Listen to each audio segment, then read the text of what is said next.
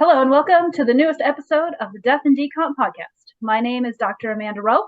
I'm Dr. Leon Higley, but you guys can call me Leon. I've got a small cup of coffee this time because we ran out, and it's in my Keep Calm and Carrion mug that Amanda gave me. Designed. Look for it in our merch store. That's right. Same mug from Linford, Kansas. Actually, this mug is a joke because a certain group of people kept pronouncing the word carrion as carry on, and It drove us crazy. We used to keep a tally at meetings. We have little hatch marks. I have notebooks still that have little hatch marks in them from when we were counting how many people said carry on. It reminds me of my professionalism when I was at a meeting in Paris, like the only time I went to a meeting in Paris, and Phyllis was with me. And Phyllis and I both took French. So in theory, oh my God, can you hear the ice cubes in the background? Yeah. Whenever I try to record, it's dogs or ice cubes or cats or something. Well, at least you have a healthy glow. I look like a ghost, so you do have a slightly ghostly aspect. Phyllis said that with this turtleneck, I look like a character from the 1960s TV show, The Man from U.N.C.L.E. So I had to look it up. It was Ilya Karagin, played by David McCullum. I bet none of that means anything to you. Yeah.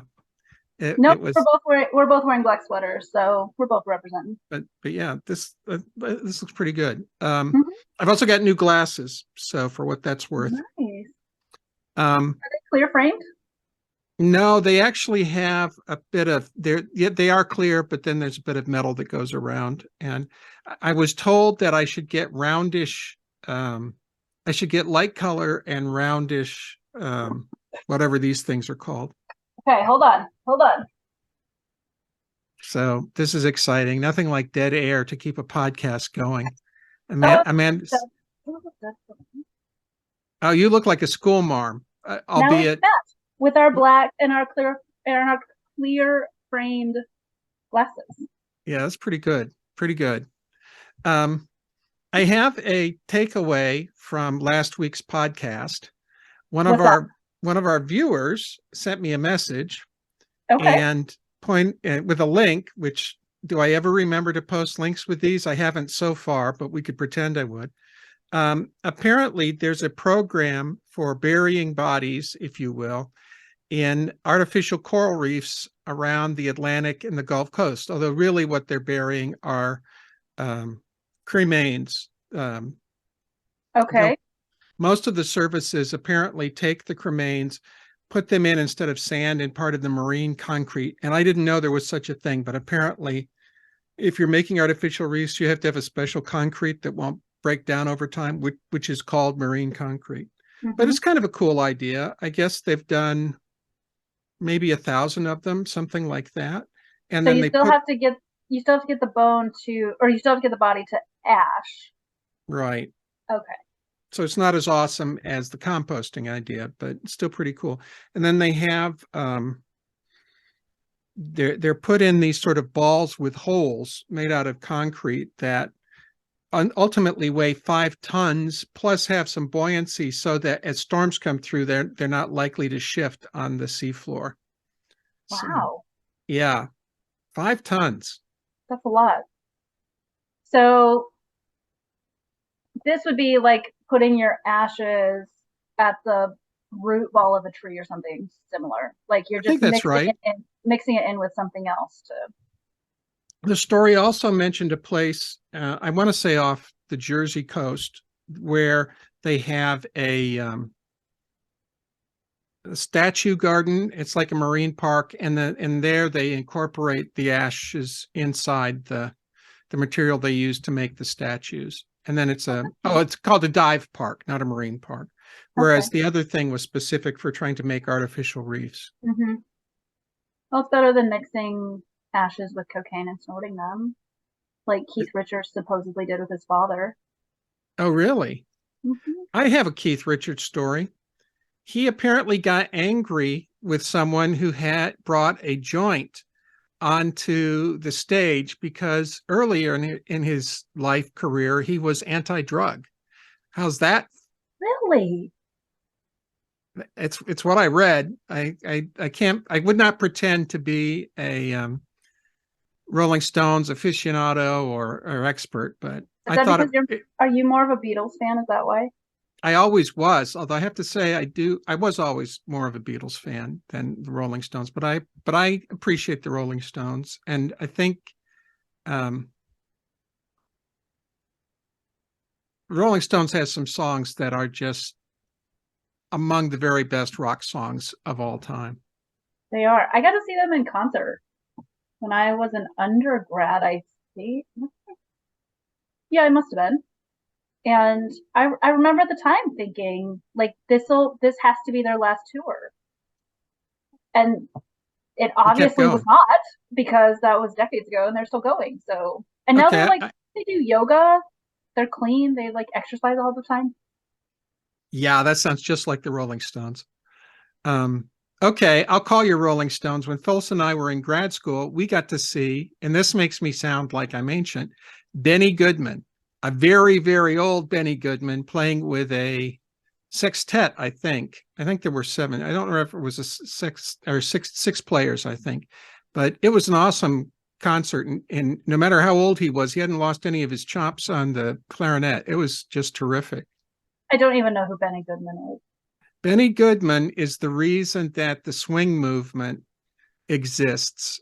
Oh, Benny Goodman and his band did a tour of the U.S. and really didn't have great success. And they got to Los Angeles at the end of the tour and played the Bel Air Ballroom. I believe it was Bel Air, and I think it was on the radio. And that um, performance was such a huge hit that I believe it was within 2 years they were playing Carnegie Hall in what was a very, very famous Carnegie Hall jazz concert.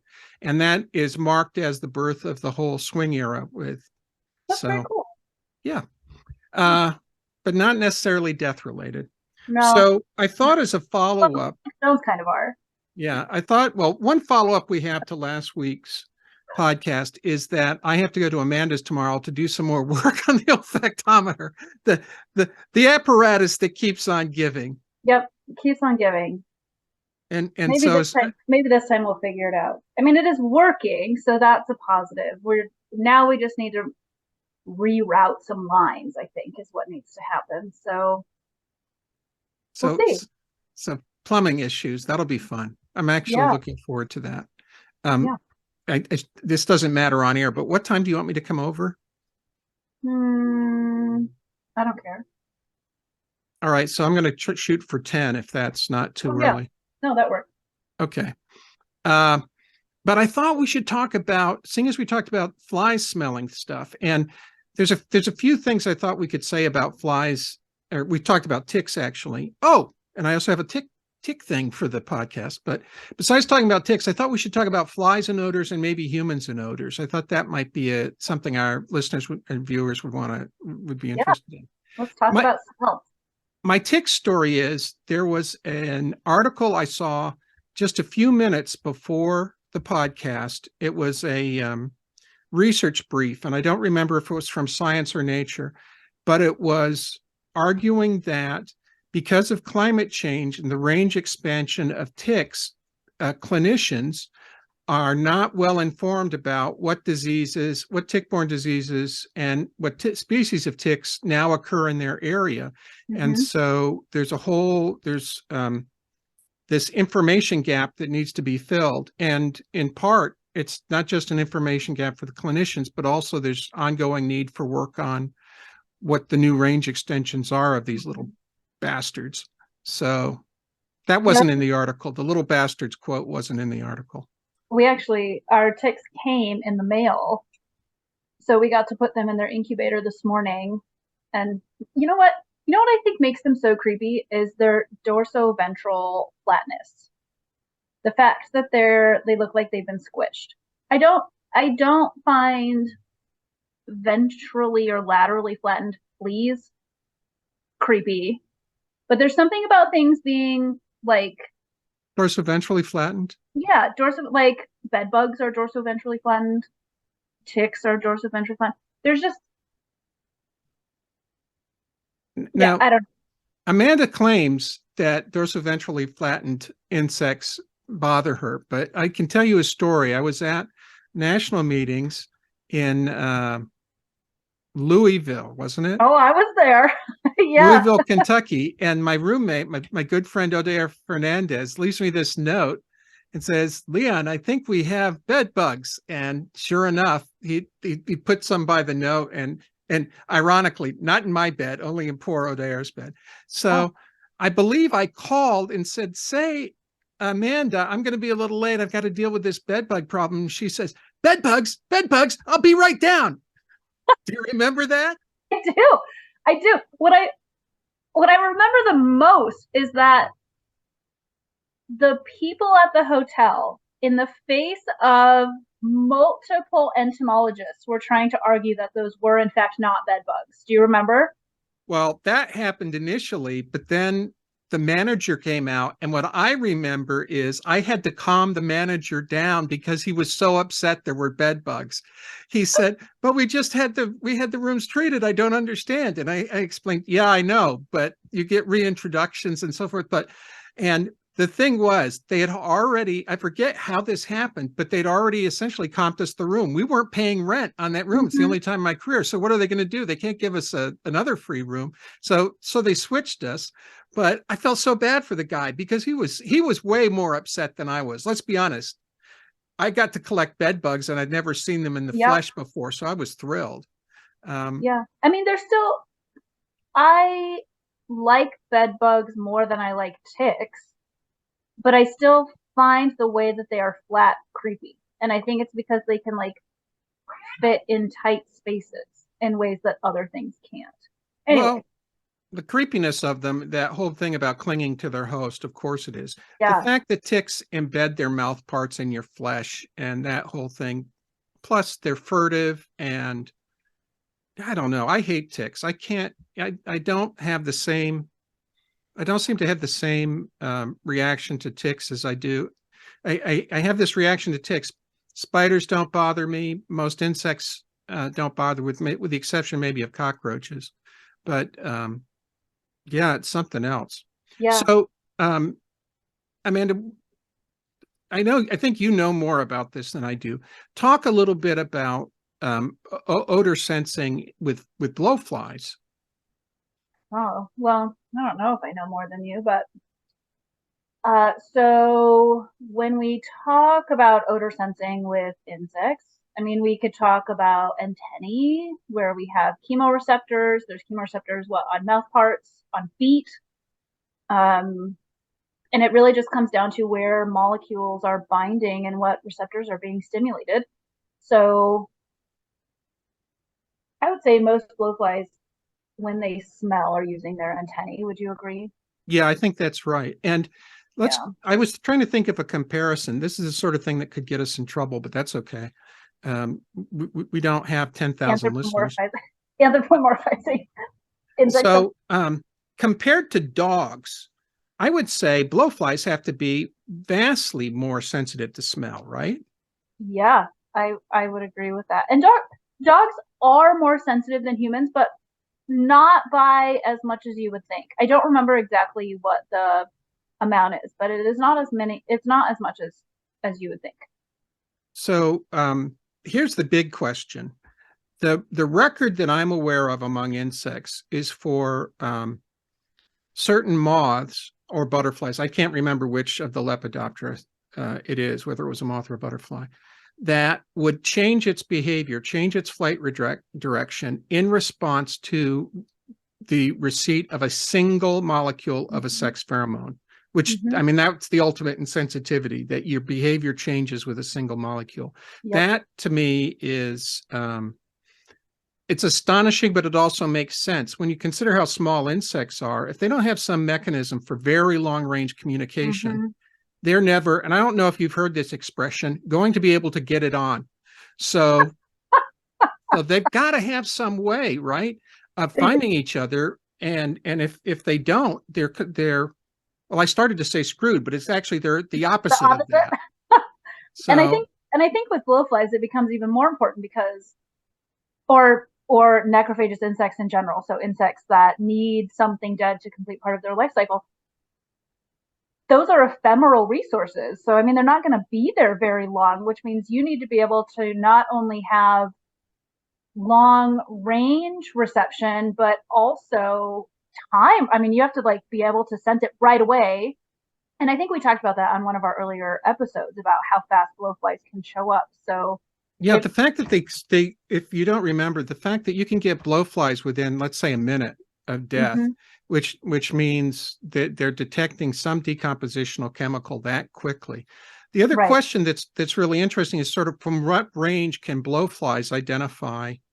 Um, uh, yeah, there hasn't. This was actually a research project that I wanted to do, and I just haven't had time to do it yet. Look, because I think people throw around like 2 miles to 5 miles. I think they sort of just, I don't know, say 5 miles, but I couldn't actually find very many papers that talk specifically about that. Most people just sort of recycled that same well, that's distance. something we should be able to. I realize I forgot to silence my phone. That's something we should be able to research. And if you're talking about miles away, you're getting down into that when you do the calculations, Mm-hmm. single molecule sort Right. of range. And it seems like that's something we should be able to test just by doing serial This dilution. was the RFID chip project. Do you remember? Yeah, I do. I Yeah. do. And I still think it's important. And in fact, I'll tell you, besides being important with respect to understanding blowfly biology, blowflies, because they go from carrion, have the potential to transmit certain diseases. And the classic one would be anthrax. And Mm-hmm. so, whether or not blowflies carry anthrax spores a long distance, I think is still an open question. I think I've seen papers that argue that that's the case. But it seems to me we could use a neutral spore like Lycopodium. Mm-hmm. That's the stuff that Carl uses for doing pollen work, and as his control. Mm-hmm. And Yeah, I so remember. we could use Lycopodium or some other similar sized item and actually test that. And you should push on this, Amanda, because there should be a nice DoD or somebody with deep pockets grant that we should be able to get money for. Yeah, And, maybe and when the olfactometer tick research is done. oh yeah, that's a good one. All right, I'm going to hold my breath now for that. Yeah, that'll be my So next.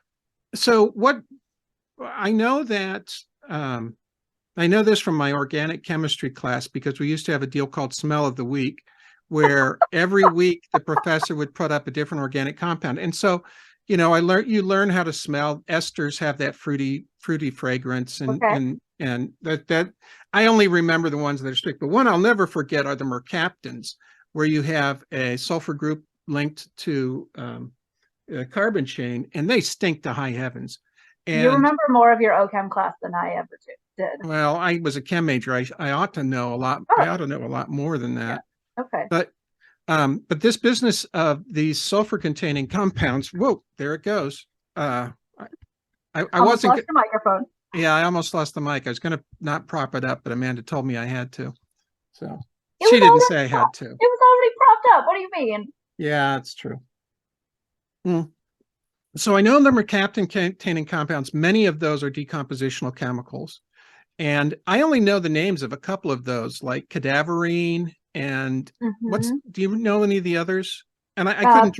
Putrescine is one. There's some sulfides, Uh-huh. like dimethyl sulfide, uh, some indoles maybe. And they also produce copious amounts of methane. Yep.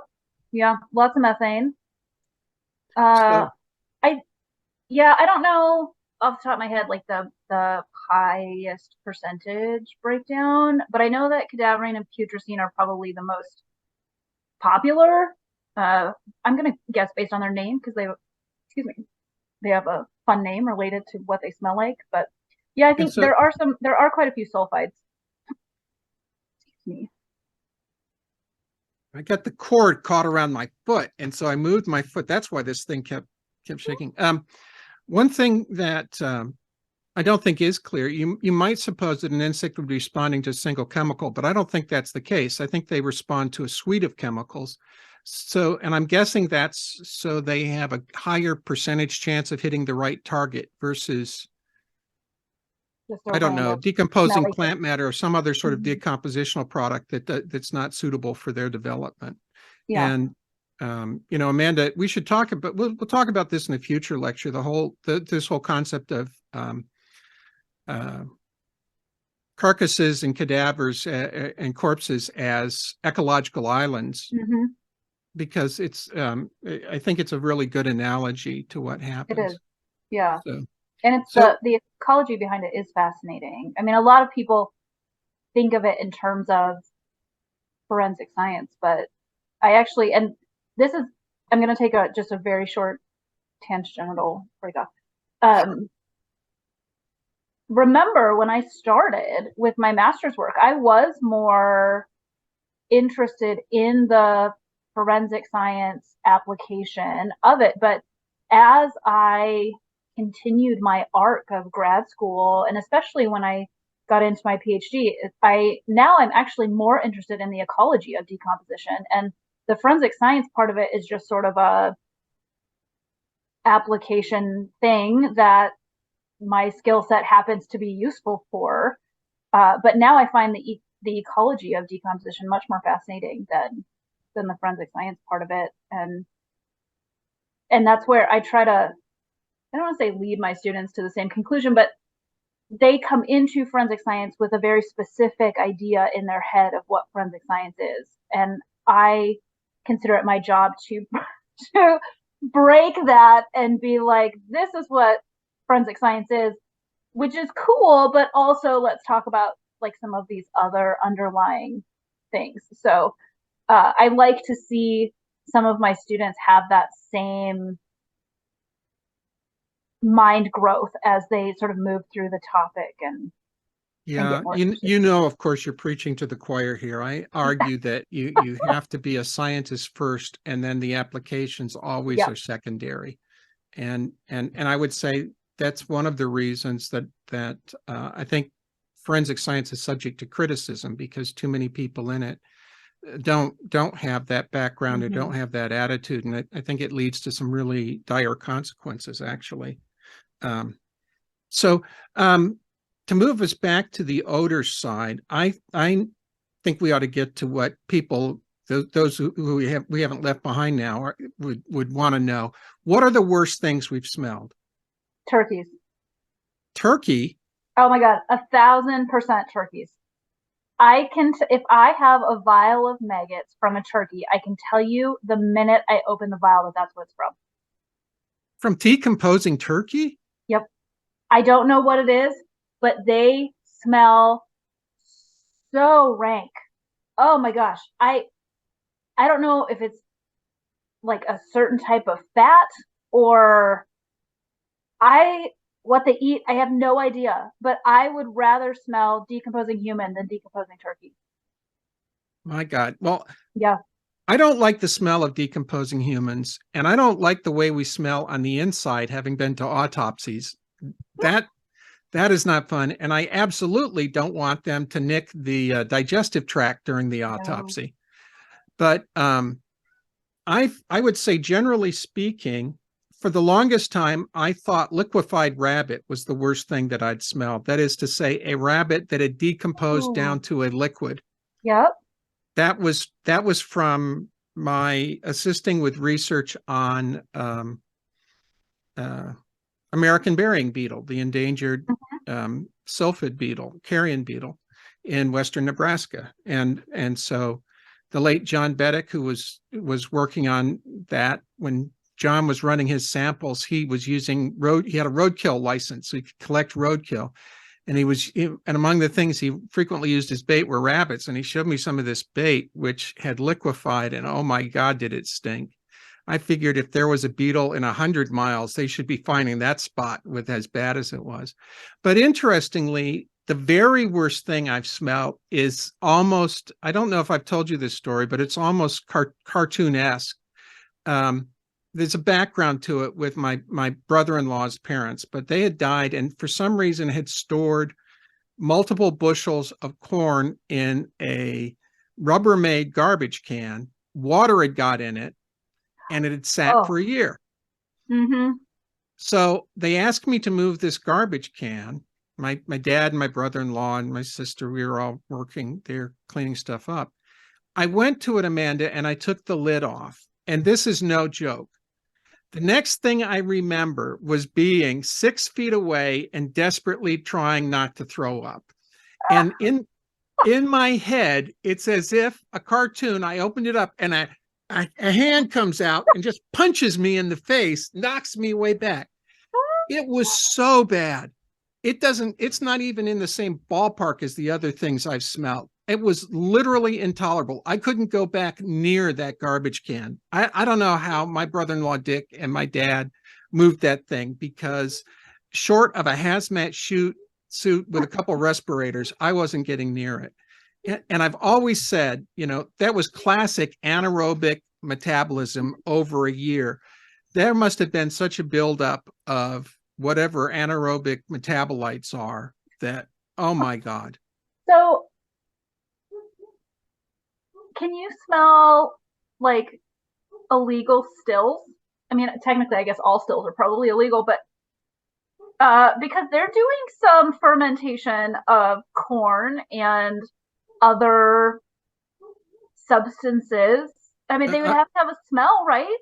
Amanda, I don't know where you're frequenting, but this is going to shock you, but I've never had the occasion to be near an illegal still. Oh, I don't know what happened to me. Where the hell have you been smelling illegal stills? No, I have not been. I am asking if you could smell stills because of the fermenting mash, is what I'm wondering. No, but I think that's aerobic, so I think it's going to be okay. I think it's the anaerobic stuff that gets the stinks. But there is some anaerobic work in there. I mean, yeah, but I think it's swamped by fruity smells and the alcohol. I don't know. If anybody happens to know somebody that has a still, please let me know. You can always do it secretly. But yeah, because people running illegal stills, not unlike drug traffickers, are very interested in sharing their techniques with people. Got it. I'm just wondering if there's a smell. That's it. I'm just wondering if there's a smell. Oh my God. My dad's cousin runs a distillery, a legal one, and their original recipe was based off of my dad's great grandfather, I think, who used to run a still down by the Niobrara River in north central Nebraska. And they tried his recipe and they said it was absolutely awful. So they had to change it because his recipe was terrible. But and what do they produce from that? What brand of liquor? It's Lazy RW Distillery. It's yeah, whiskey. But what is it they produce? Is it whiskey? Yeah. Now they do some vodka. But they're primarily a whiskey distillery. As a non-drinker, all of those things leave me cold, but vodka's the worst. Oh my God. Vodka's like rubbing alcohol. Yeah. I smell vodka and I think where I start looking for the insects inside the vial. I hate the smell of it. And when I was in Siberia and they kept pushing vodka on me, it was god awful. I drank it once. I could not get it down again. I just couldn't. And yeah, it's not my favorite. And as long as we're telling stories, there are these stereotypes about people. Well, let me just say, drinking in Russians, no stereotype. I think if they drink like they want to die and preserve the body. Maybe they do. Oh my God, is it terrible? Keep them warm on the inside. I mean, it's pretty cold there sometimes, isn't it? Well, aren't we? Isn't it true that drinking alcohol to warm yourself is a misconception? It is. Yeah, it speeds up hypothermia, but your mind thinks you're warm, so. Yeah, well, I don't see that. Your mind will also think you're warm and you start taking your clothes off right before you die from hypothermia. That doesn't help you out too much either, does it? I'm just saying, if it's winter and you're cold and you want to feel warm, whether you're warm or not. What do they say? Like, what's their Cheers version? What's their? Oh, you always do a toast. Oh my God, toast after toast after toast. But what's their like? Is there a word like the Irish? You know, it's Yeah, there sláinte. is, but I can't remember what it is. And it's common. It's common, right? I should know what this is, Yeah, but I feel like I should know what it is too, but I've never drank with Russians, so that makes you well, you sound wouldn't like remember if you did by the time you're done. I'll tell you that. with Yes, your black turtleneck and the fact that you drank vodka with Russians, you're starting to sound very, uh, British spy style. well, on my British spy thing, you know this story that I had to down half a bottle of cognac. Yeah, it was my first night. It was my first night in Omsk. I was jet lagged out of my mind. 12 hours. Well, I think it was 11 hours out of sync. Plus, I'd been up most of the night flying. Then they ran me around on this tour of a vet school, and they'd set up a special dinner for me with the veterinarians. And the very first thing at this dinner was not eating; it was getting out the cognac. Oh, a toast for Dr. Higley who traveled around the world, da da da da da. And then, quick, pour my glass and wait. Oh, well, thank you to my Russian friends, and it's such a privilege to be here. And da, da, da, da. Oh, good. Eat. Then the next toast. It was like a movie that involved me consuming massive quantities of cognac over and over again. Now, to all of our audience members out there, I have known Leon for over 10 years, and I have never seen him. I've seen you drink one sip of Guinness. Yeah, it was a mistake. That's it. That's it. Yeah, I hate the taste of it. And part of me wants to try cognac again just to see if it's as horrible as I remember. But I made this mistake one time. I read a history about the production of rum, read this long book about rum. I thought, well, this is crazy. I'm going to have to taste this. So I bought a little bottle of rum. It was god awful. I had to dump the whole thing out. I can't handle my I liquor. I hate I it. used to drink rum. I used to drink dark rum, and Ugh. now I'm a gin drinker. So Gin, I also don't understand. And by the way, I associate gin with victims of Jack the Ripper and late Victorian Dickinsonian poverty in. bathtub gin. I mean, I don't know if it still is, but it wasn't the is the official drink of the British Navy. Rum. The gin.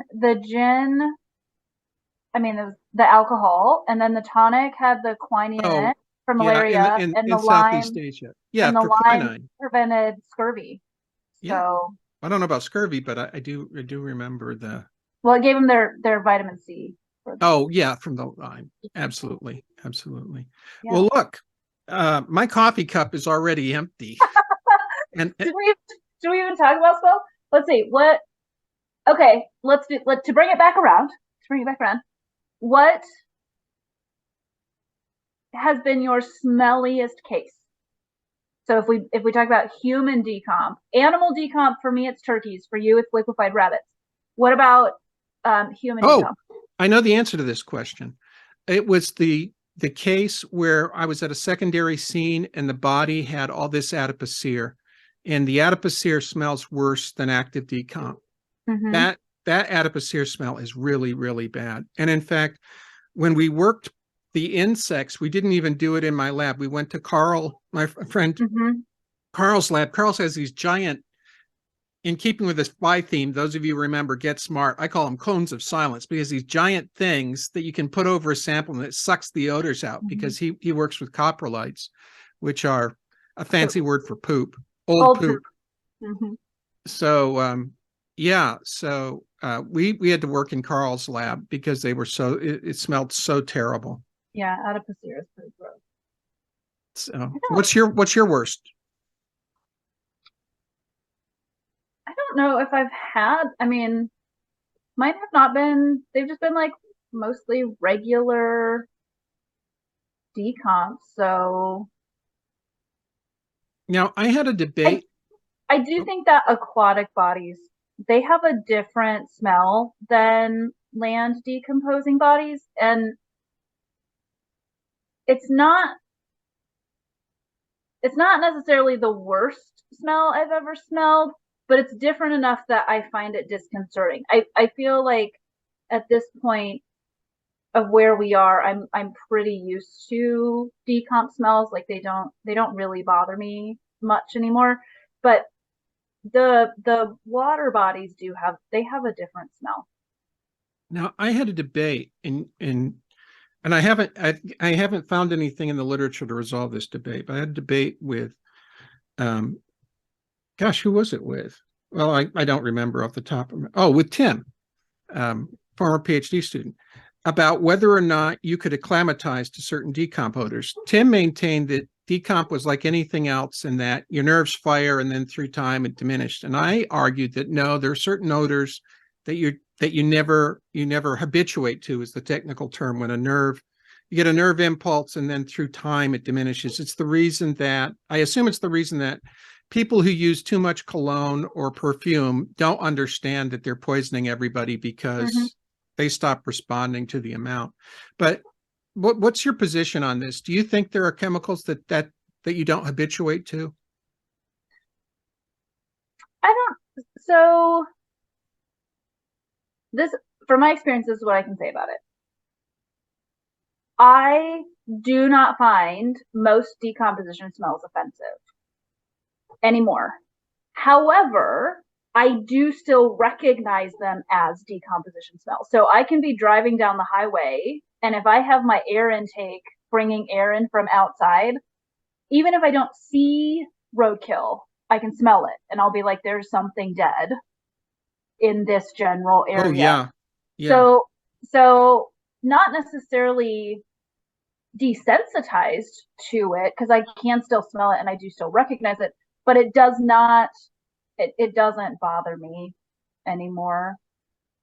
Well, I read a whole book on disgust, as it mostly talked about a lot of the sociology of disgust, whereas I was hoping it would talk more about the physiology of disgust, and that issue of a disgust reaction, the extreme version, which I suppose would be becoming nauseated, kind of fascinates me because it has a really important evolutionary solution. Significance of not eating rotten food. We're not adapted to it. And interestingly, as long as I mentioned that, I don't know this is true for other detritivores, but with things like vultures I have mounted on my camera, vultures really can't handle decomposing food per se. They just have so much acid in their gut that they break everything down. So they're not physiologically capable of dealing with that any more than any of the rest of us in the bloodstream. It's more that they're able to break it down to its elemental stuff there. But how does that work for other detritivores like canids, hyenas? How would they get away with eating, or coyotes, come to that? How do they get away with eating stuff that would put us in the hospital? Maybe they have very specific microbiomes. I don't know. I don't know, actually. All right. Well, I think this is a question we should revisit in a future episode, and I'll do some work, or maybe you can, because I haven't been asked this question in class, but I feel like they've been missing an opportunity to put me on the spot, because I honestly don't understand for Yeah, I don't either. The whole array of, I mean, think of the things that will feed on a dead body: skunks and raccoons and possums, and yet, I mean, are they only eating the good bits? It's not like they must be eating stuff that's in the decompositional process. But maybe not so. I mean, there is a stage where something becomes so decomposed that scavengers no longer visit. So there must be, and I know in some of our earlier preliminary tick research, we weren't necessarily finding any attractiveness, but at about 144 hours post decomp, they were actively avoiding it. Interesting. It would be curious if vertebrate scavengers, if that was about the time that they also decided that something was too decomposed for them to deal with. Yeah, there can be a point where the bacteria just completely take over, or alternatively, all the fluid's gone, you've got nothing left but just dry, sort of leathery tissues that may not be so nutritionally valuable. Speaking of smells, I can also say that the smell of I can smell decomposing bodies. Decomposing beef liver sends me over the edge. And I think it's because I've been around it so much with rearing flies for so long, because that's what we feed our maggots with. The smell of decomposing beef liver, I hate that smell. I hate it too. And every once in a while, now I can hardly even handle fresh beef liver, like when we're going to cut it up to get it ready. It there's there's some chemical that is in beef liver that also is in pork. And every once in a while when I'm cooking pork, that like smell hits me, and I do have a physiological response to that smell. I can't eat ham on most pork products after I've been working on those dead pigs for a length of time. It takes me a couple of months usually before I can go back. Maybe I shouldn't be eating it in the first place. That's probably what that tells me. Gosh, I had another question or point I wanted to ask that, the liver. Excuse me. I think I've asked you this question, and if I did, I don't remember the answer. Why are we using beef liver if we can feed them on cat food, wet cat food? I've never fed maggots on wet cat food. I was talking to somebody who's using that as their food. I think we should try a comparison, because I guess it'd be more expensive than beef liver, but God, if they would feed on cat food and not beef liver, it would make our life a lot easier. I don't know. Have you smelled wet cat food? Yeah, I've had cats. Compared to beef liver, no contest. Well, I mean, yeah. I don't know. I guess if it had enough protein, I don't know. I would be interested to see if there were size differences. Can we put this on the things we should take a look at when we get a chance list? Yeah, I just feel like somebody would have discovered that a long time ago if it was a viable option, but maybe not. I can't remember who I was talking to about this, who'd maintained colonies using cat Was food. it blowfly colonies, or yeah, like it was blowflies. Colonies or something? Yeah. I don't know, but cat food also smells gross. Well, that doesn't bother me. And it dries out really fast. Not the way liver bothers me. Oh my God. Oh yeah, liver is gross. And it's so squelchy. Oh no.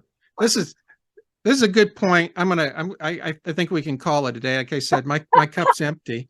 And you've got me creeped out about liver, which is not the best way to end, but it's a way to end. So okay. So, well, I guess the closing thing is be thankful there's not smell-o-vision out there. So we're not actually giving you samples of these things to educate your senses. But the fire's low, cup's empty. Cup's empty. We'll see you next time. All right. Have a good week.